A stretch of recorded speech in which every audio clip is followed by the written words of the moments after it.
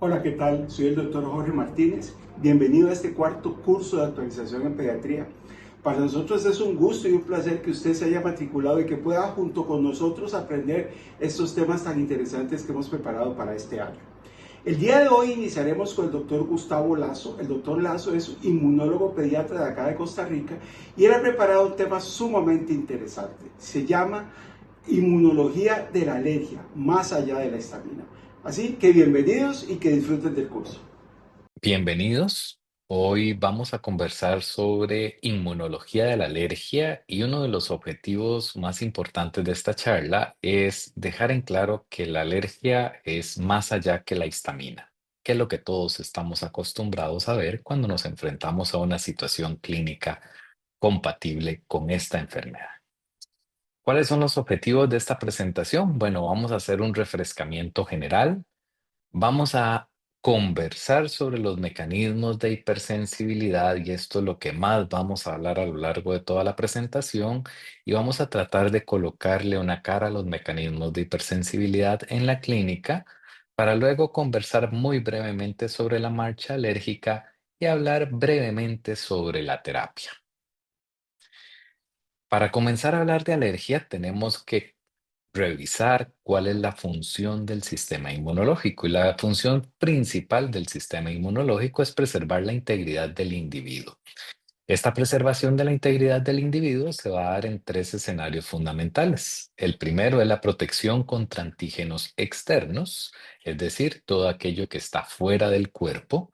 El segundo es eliminar antígenos endógenos anormales y estos pueden ser células infectadas, por ejemplo, o pueden ser células tumorales o que han sufrido algún daño tisular.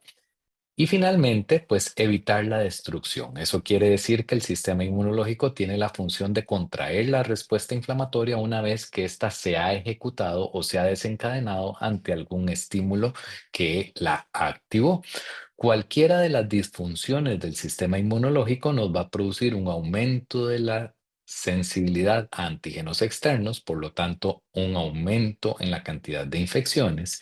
Nos va a producir una disminución del aclaramiento de células endógenas alteradas, por lo tanto, podría haber cáncer oportunista o reactivaciones virales. Y finalmente, pues las alteraciones del sistema inmunológico podrían causarnos enfermedades autoinmunes, enfermedades autodestructivas que se llaman autoinflamatorias. Y finalmente, pues la alergia se considera parte de estos fenómenos autodestructivos. Para entrar en materia, tenemos que entender un poco la disección de este sistema inmunológico dentro de los mecanismos de defensa. Y es que académicamente los hemos clasificado en mecanismos adaptativos que tienen un compartimiento celular y un compartimiento humoral y mecanismos innatos que tienen dos componentes fundamentales, que es la respuesta inmune innata con su inflamación y su fagocitosis y las barreras naturales, que son barreras mecánicas que impiden la interacción de nuestro cuerpo con antígenos exógenos. La inmunidad innata, en términos generales, es todo aquello que tiene que ver con un aumento de la resistencia a la infección, de tal forma que la inmunidad innata se caracteriza por medio de barreras o por medio de algunas células a evitar el establecimiento de una infección. Y esto puede ser por medio de barreras, esto puede ser por medio de la secreción de algunas citoquinas que aumentan la resistencia de las células a una infección, o bien puede ser por medio de la eliminación de algunas células alteradas, aunque no medie un reconocimiento específico. Por otra parte, la inmunidad adaptativa, pues recordemos que tiene como función crear una respuesta específicamente dirigida hacia un antígeno con también el compartimiento de memoria. Y por lo tanto, la inmunidad adaptativa tiene como objetivo colaborar en la erradicación de una infección que ya se ha establecido. Dentro de los pasos de todas estas medidas que se ejecutan, pues está la presentación antigénica, está la expansión clonal, la diferenciación celular, la eliminación del antígeno a través de anticuerpos o a través de una respuesta celular y finalmente la fase de contracción que regresa a la homeostasis dejando una memoria inmunológica que va a encargarse de que la respuesta sea cada vez más eficiente y más rápida ante la reexposición antigénica. Para que se generen todos estos espacios, pues estos puede suceder en un primer momento, dando una respuesta bastante modesta, o puede ocurrir en momentos subsecuentes, generando la expansión de ese compartimiento de memoria y el aumento de la concentración de anticuerpos para antígenos específicos. ¿Qué les quiero decir con esto? Lo que les quiero decir con esto es que conforme hay una reexposición al antígeno, pues cada vez vamos a tener una respuesta inmunológica específica mucho mayor. Y esto es sumamente importante para la enfermedad alérgica. Muchos pacientes cuestionan la aparición de síntomas relacionados a un antígeno específico cuando ellos han estado expuestos previamente a ese antígeno y nunca han desarrollado una respuesta inmunológica evidente ante él. Otro aspecto muy importante de recordar es que en los primeros años de la vida, el compartimiento tímico, es decir, el tamaño del timo es muy grande y esto nos habla de la cantidad de células de respuesta inmune adaptativa que tenemos disponibles para ser entrenadas. De tal forma que durante la infancia, cada una de esas células T que forman parte de este gran compartimiento van a ir encontrando poco a poco los antígenos para los cuales sus receptores están diseñados. Y eso hace que durante la infancia, ese encuentro con el antígeno en sus primeras ocasiones genere gran cantidad de síntomas producto de la expansión clonal de estas células T y por lo tanto la infancia temprana es un periodo en el cual si existen condiciones para que se manifiesten las reacciones de hipersensibilidad, vamos a tener un periodo mucho más sintomático que en otras etapas de la vida. Y acabo de mencionar una palabra interesante, la hipersensibilidad. ¿A qué se refiere la hipersensibilidad? Bueno, se refiere a todas aquellas reacciones indeseables que hayan sido producidas por el sistema inmunológico normal. Eso quiere decir que la hipersensibilidad es básicamente la presencia de una respuesta inmune que es desproporcionada para el antígeno que la está invocando y en donde falla un poco los mecanismos de contracción y regulación de la respuesta inmunológica. Por lo tanto, las reacciones de hipersensibilidad requieren de un estado de presensibilización en el huésped. Eso quiere decir que requieren que haya desarrollado el huésped un contacto previo con el antígeno y que haya producido una respuesta efectora. Generalmente las reacciones de hipersensibilidad se van a desencadenar cuando es la segunda exposición y eso tiene que ver con esta diapositiva en donde ustedes recuerdan que ante las exposiciones subsecuentes a un antígeno la respuesta es cada vez más intensa, con mayor eficacia y suele ser una respuesta específica por un tiempo más prolongado. De acuerdo a los mecanismos que están involucrados en esta respuesta inmunológica exagerada, pues las reacciones de hipersensibilidad se van a dividir en tipo 1, 2, 3 y 4. Y esta es una clasificación que tiene como objetivo aislar los diferentes mecanismos de la respuesta inmunológica que median esta respuesta exagerada para así entender cuáles son los potenciales desencadenantes y las consecuencias de estos mecanismos efectores que se han salido de control. Una presentación clínica particular de una reacción de hipersensibilidad, una enfermedad alérgica puede involucrar más de un tipo de respuesta de hipersensibilidad. De hecho, en la naturaleza es muy difícil que nosotros encontremos reacciones de hipersensibilidad que sean exclusivas de una de estas clases o de uno de estos mecanismos que yo les acabo de comentar. Y entonces, cuando tenemos la hipersensibilidad de tipo 1, generalmente esta es una hipersensibilidad inmediata, mediada por anticuerpos IgE y algunas células que producen citoquinas que llevan a la interacción con estos anticuerpos, y a las células T que producen estas citoquinas se les llama células T, TH2, y que involucra algunos mecanismos de daño tisular y enfermedad en relación con la degranulación de mastocitos, eosinófilos y la presencia de otros mediadores vasoactivos, como por ejemplo algunas citoquinas o derivados del complemento. La hipersensibilidad de tipo 2, pues es mediada también por anticuerpos, pero aquí no hablamos de IgE, sino que hablamos de IgM y de IgG. Y básicamente estos anticuerpos están dirigidos contra la superficie de la célula o contra la matriz extracelular, de tal forma que se da un proceso de opsonización y fagocitosis de células, o bien el depósito de complemento por la interacción con las inmunoglobulinas que han marcado ese antígeno, o bien algunas anomalías en la función celular, por ejemplo, receptores que tienen que ver con la señalización de hormonas o el bloqueo en la recaptación o en la secreción de algunos neurotransmisores. Esto es clásico de enfermedades que tienen que ver con este tipo de fenómenos. La hipersensibilidad de tipo 3 básicamente no está dada por anticuerpos, sino que está dada por inmunocomplejos. Y los inmunocomplejos son la unión de anticuerpos neutralizantes, IgM o IgG, con el antígeno, y básicamente esos inmunocomplejos, antígeno-anticuerpo, producen depósito de complemento y produce reclutamiento de los receptores de esas inmunoglobulinas para la activación leucocitaria. Finalmente, la reacción de hipersensibilidad tipo 4, pues es una reacción predominantemente celular, y es una reacción en donde interfieren células T que tradicionalmente secretan citoquinas proinflamatorias activadoras del sistema inmune tanto innato como adaptativo, y a estas se le llama células T que producen esas citoquinas TH1 o TH17, o bien células T, que antes se llamaban células citotóxicas, hoy se llaman CD8, que tienen que ver con inflamación mediada con citoquinas o con un ataque directo por parte de las células citotóxicas que van a mediar el daño tisular.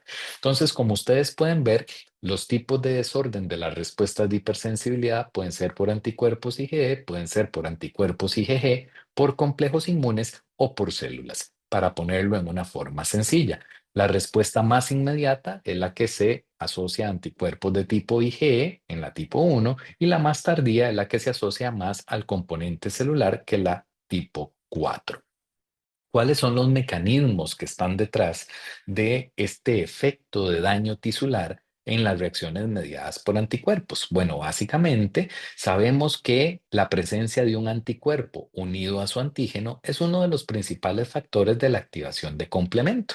Y cuando se activa el complemento, pues eso va a generar una serie de fenómenos secundarios a los derivados o a los productos de esa activación del complemento.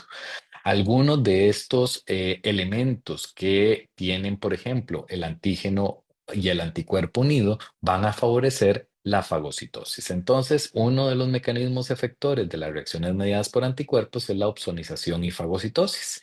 Otro es la inflamación derivada del depósito de complemento. Entonces se producen depósitos o se liberan algunas sustancias como el C5A o el C3A, que producen cambios en la vasculatura, cambios en la permeabilidad vascular, y eso puede generar inflamación y daño tisular en lo que vamos a llamar angioedema. Y el otro mecanismo efector de las reacciones mediadas por anticuerpo es básicamente el daño tisular producido por el bloqueo de algún receptor o la estimulación anormal de un receptor. Y entonces, cuando tenemos, por ejemplo, un hipertiroidismo, tenemos, por ejemplo, un anticuerpo que se une al receptor de TSH y lo estimula irreversiblemente y eso produce un hipertiroidismo. O bien podemos tener anticuerpos en la placa motora, por ejemplo, que inhiben la llegada de algunos neurotransmisores importantes para la contracción muscular. Entonces, los mecanismos efectores de todo aquello que tiene que ver con anticuerpos es por opsonización, fagocitosis, depósito de complemento o bien una respuesta anormal mediante el bloqueo o la estimulación que produce un anticuerpo cuando se encuentra con su antígeno. Y si vemos los mecanismos relacionados con células, pues básicamente les decía que es por la liberación de citoquinas que generan inflamación y daño tisular, o bien por la toxicidad que dan las células específicas a los tejidos que se encuentran con los antígenos en su superficie. Y esto da un daño tisular directamente inducido por las células T. Ya conocemos qué es la hipersensibilidad, ya sabemos que es una respuesta exagerada del sistema inmune normal ante un estímulo que potencialmente no debió haber generado daño tisular. Sabemos cuáles son las condiciones en que se va a generar ese daño tisular y cuáles son los mecanismos inmunológicos que están detrás de cada reacción de hipersensibilidad. Y ahora vamos a abordar cuáles son los condicionantes de la respuesta de hipersensibilidad. Estos condicionantes, uno es la genética, y esto es lo que la mayor parte de nuestros pacientes tienen grabado en el disco duro. Yo soy alérgico, la mamá es alérgica, mi hijo podría ser alérgico. Pero doctor, ¿qué pasa si mi hijo es alérgico y no tengo ninguna carga de enfermedad alérgica en mi familia? Bueno, es que hay otros condicionantes como por ejemplo la disbiosis. Hoy sabemos que el intestino concentra el 70% de los componentes del sistema inmunológico y por lo tanto la interacción entre la barrera intestinal, que es la interfase entre la microbiota intestinal y el sistema inmunológico que está en ese tejido, que es el 70% del sistema inmunológico, pues esas relaciones entre microbiota, barrera intestinal y sistema inmunológico va a programar desde tempranas etapas de la vida el funcionamiento y la forma en la cual vamos a responder ante diferentes antígenos. Y también hay otro componente al que hemos llamado la epigenética. La epigenética no es más que los cambios en la expresión de genes que se producen en respuesta a algún estímulo ambiental, metabólico, etcétera, pero que no se heredó de nuestros padres. Estos cambios epigenéticos pueden estar relacionados con alguna infección, pueden estar relacionados con exposición a fármacos o con enfermedades crónicas que van apareciendo a lo largo de la vida. Y la disbiosis también puede ocasionar algunos cambios epigenéticos al futuro.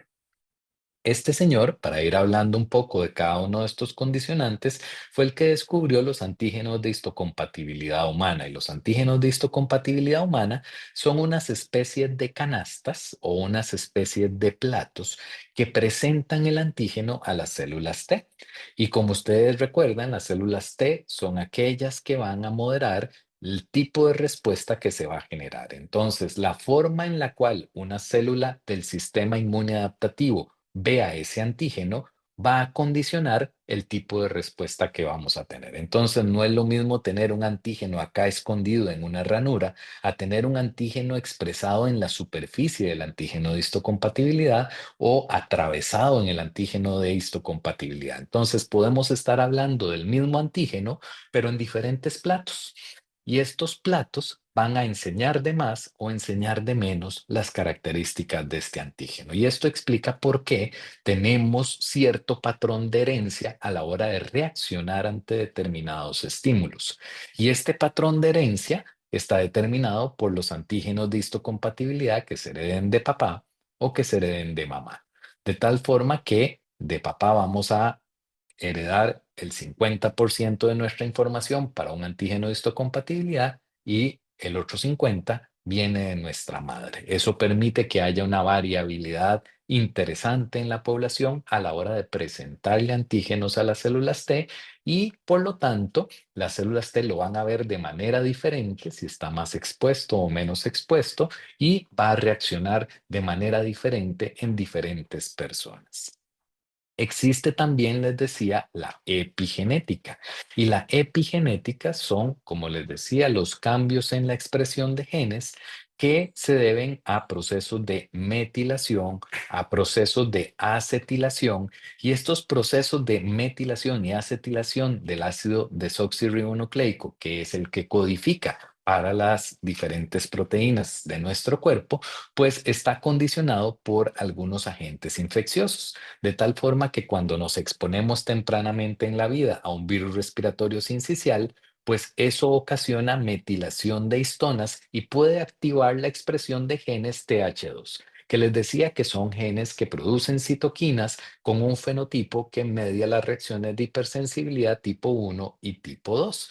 Igual pasa con algunos rinovirus y otros virus respiratorios, con algunas parasitosis, y esto puede ocurrir postnatalmente o puede ocurrir prenatalmente. Entonces, la experiencia que tenga el sistema inmune fetal antes del nacimiento, condicionado por la exposición materna a diferentes estímulos, pues puede tener que ver con la expresión de genes, y a esto le vamos a llamar los cambios epigenéticos en la expresión de genes que permiten que una persona que no necesariamente tiene una historia de alergia desarrolle manifestaciones de hipersensibilidad en algún momento de la vida.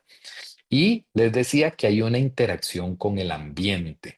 La interacción con el ambiente es básicamente todo aquello que pueda lesionar los componentes del sistema inmune innato, lo pueda sensibilizar y pueda modular la forma de interactuar de nuestro sistema inmunológico con aquello que le rodea.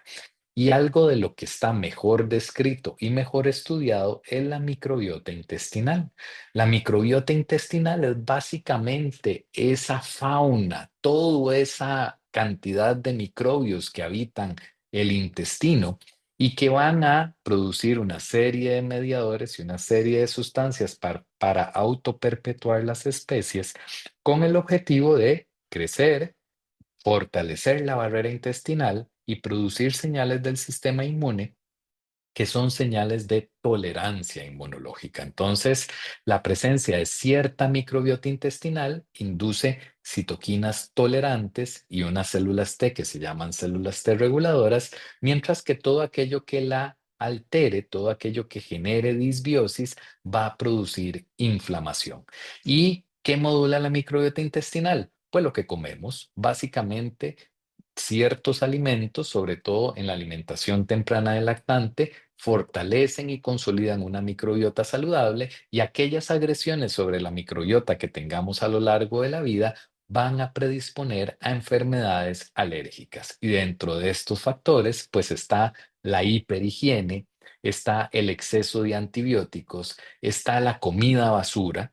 Todos estos factores, el parto por cesárea también, todos estos factores son factores que clásicamente se asocian a disbiosis por microbiota que no es una microbiota saludable, y a un fenotipo de alergia, un fenotipo TH2, mientras que algunos factores favorables son la exposición a mascotas, familias numerosas, en un ambiente rural, con una dieta rica en leche materna, presencia de una microbiota saludable y una dieta saludable alta en fibra, que es uno de los principales sustratos para el crecimiento de esa microbiota que es saludable. Esto nos va a dar un paciente que es bastante sano en relación con la expresión de enfermedades alérgicas. Y esto es lo que les decía en relación con el balance TH1 y TH2. No es que haya células que se puedan identificar morfológicamente como células TH1 que generan citoquinas inflamatorias o células TH2 que generan citoquinas que producen degranulación de mastocitos, producción de anticuerpos de tipo IgE, sino que estas células van a producir su propio perfil de citoquinas. El perfil de citoquinas que expresan es lo que les permite darles una caracterización como TH1 o TH2, y la expresión de citoquinas está modulada por la herencia, la microbiota y los cambios epigenéticos.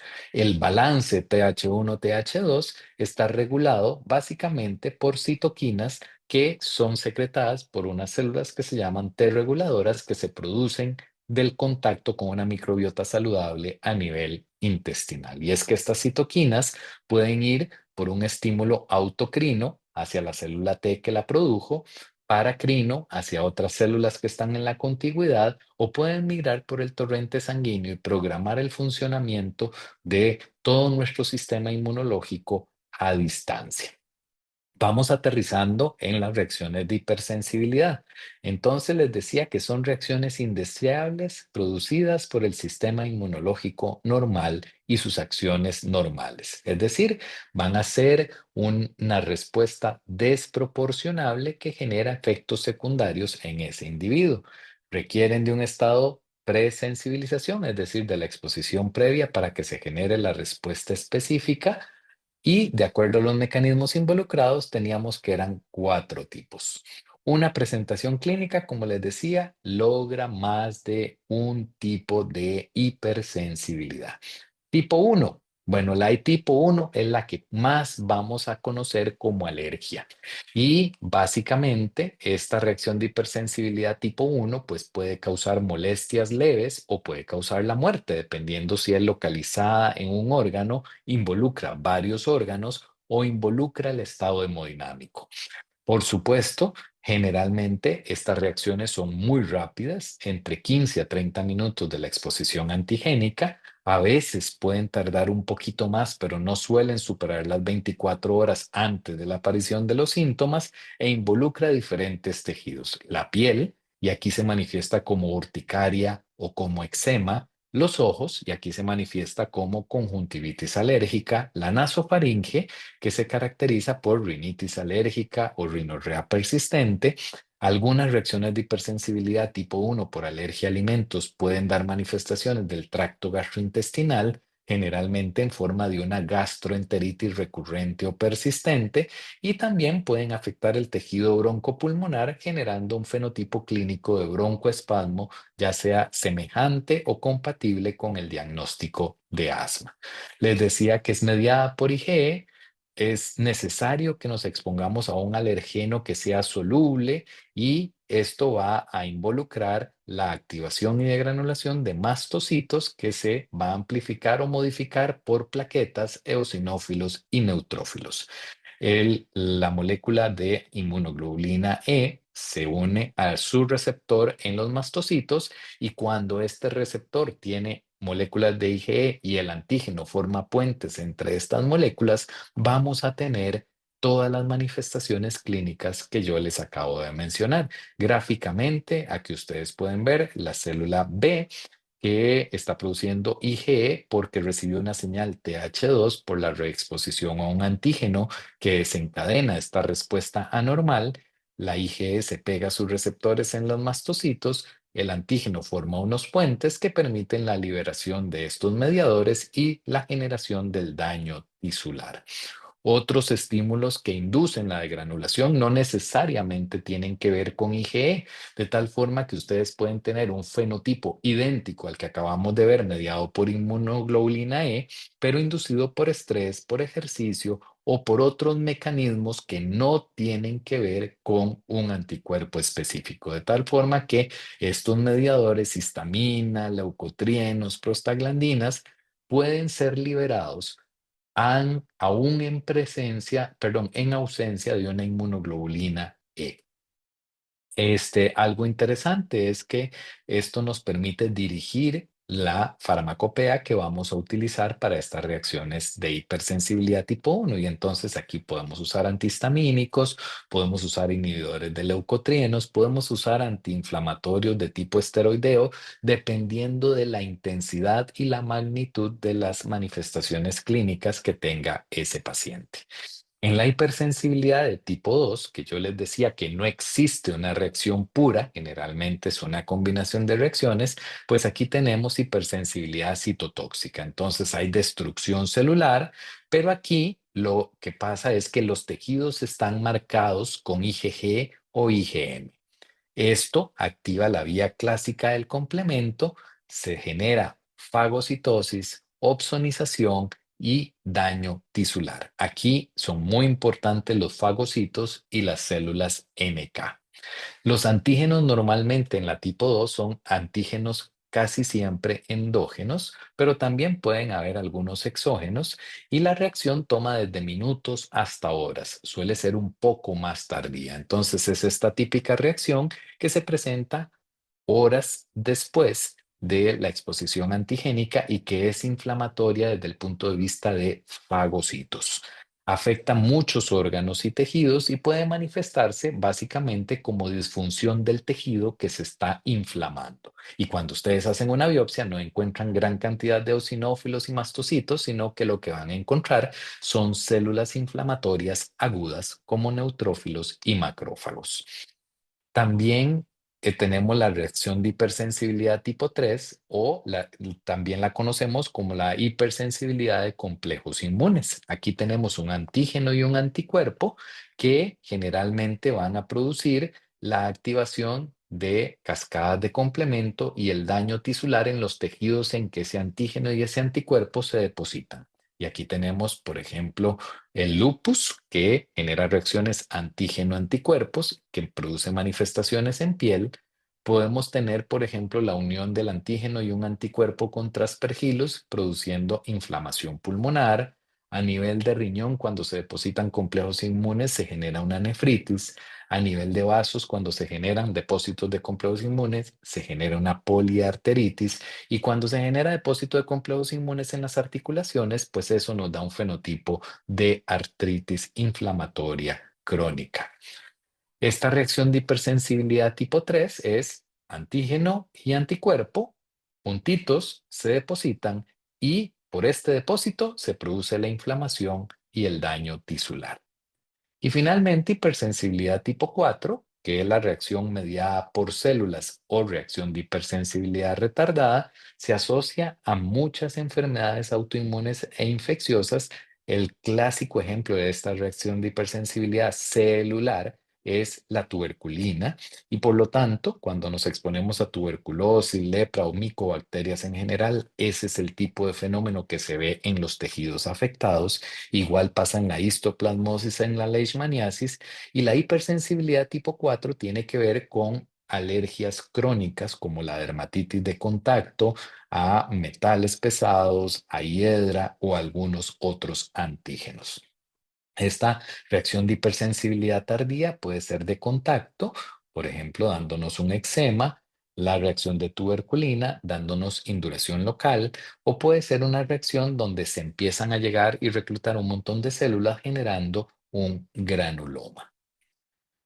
En las reacciones de hipersensibilidad tipo 4, el mecanismo de daño es básicamente un daño mediado por las células T citotóxicas que, junto con las células T ayudadoras, secretan citoquinas que van a producir una autoactivación y eso va a generar el daño tisular. Gráficamente, para que lo veamos, el alergeno, las células inflamatorias y básicamente hay una presentación antigénica, se reclutan las células y estas células van a producir el daño tisular y la inflamación.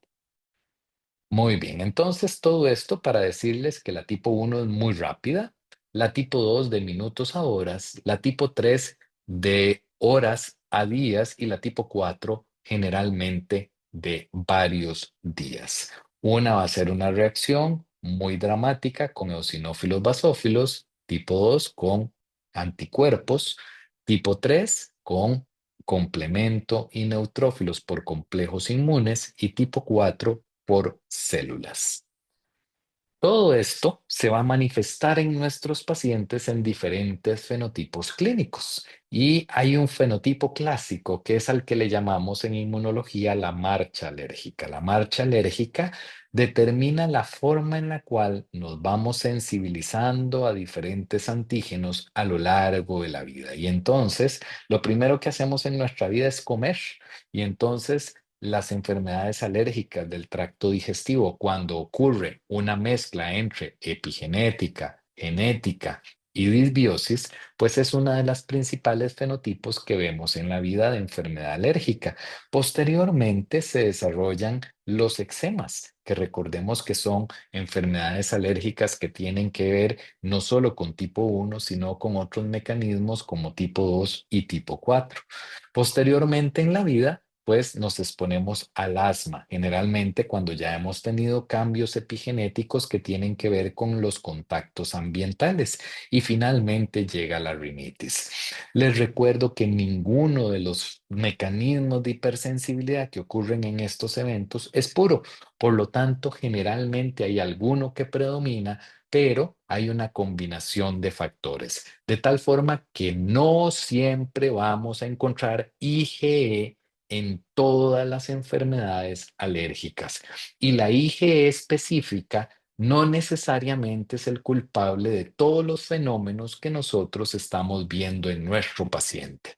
Es responsable si tenemos una reacción de hipersensibilidad inmediata, pero aunque tengamos IgE específicas y lo que estamos teniendo es una reacción de hipersensibilidad tardía, probablemente IgE no sea el protagonista de nuestra historia. Y esto es porque el asunto va más allá de la histamina. La histamina es un mediador muy importante de atacar terapéuticamente en reacciones de hipersensibilidad tipo 1, pero no es lo más importante en tipo 2, tipo 3 o tipo 4. Y entonces ahí es donde empiezan a variar las terapias.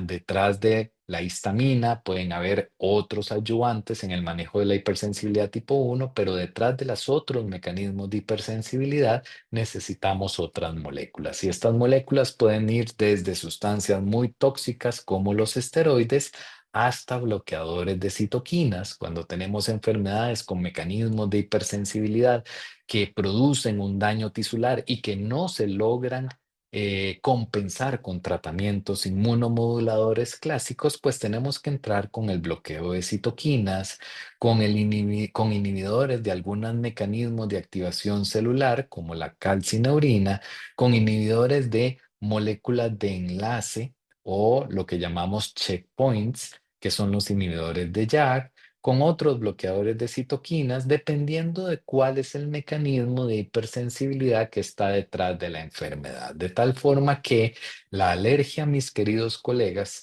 no es solo la hipersensibilidad tipo 1. Y la IgE no es la responsable de todos los fenotipos que nosotros vemos en la marcha alérgica. Si tenemos inflamación crónica, probablemente IgE podría estar participando, pero no debe ser necesariamente el componente principal dentro de la fisiopatología de la enfermedad. Y la terapia pues puede necesitar de un poco de ayuda. Y para cada uno de los fenotipos clínicos existen guías de tratamiento. Hipersensibilidad tipo 1, hay guías de tratamiento de urticaria, de reacción anafilactoide y de shock anafiláctico. Para hipersensibilidad tipo 2 existe inmunomodulación. Para tipo 3 existe inmunomodulación e inmunosupresión. Y para la tipo 4, pues lo que se utilizan son moléculas antiinflamatorias de alta potencia junto con el control del antígeno que está evocando esa reacción de hipersensibilidad. Pues sin más, yo espero que este conocimiento que acabo de compartir con ustedes les sea de utilidad. Realmente conocer la inmunología que está detrás de los fenotipos clínicos debe ser la base de nuestro actuar, debe permitirnos no abusar de métodos de diagnóstico que no corresponden con un mecanismo inflamatorio, y aquí quiero hacer mención específica de la IgE, por ejemplo, utilizar IgE específica para condenar a un paciente a una restricción alimenticia en una enfermedad inflamatoria crónica, pues no tiene demasiado sentido fisiopatológico, de tal forma que tenemos que ubicarnos en cuál es el mecanismo fisiopatológico y buscar la guía correspondiente terapéutica para el manejo de este paciente. Muchísimas gracias a todos y todas por su atención y espero que les haya gustado y les haya servido todo el material que acabo de compartir con ustedes. Muchas gracias.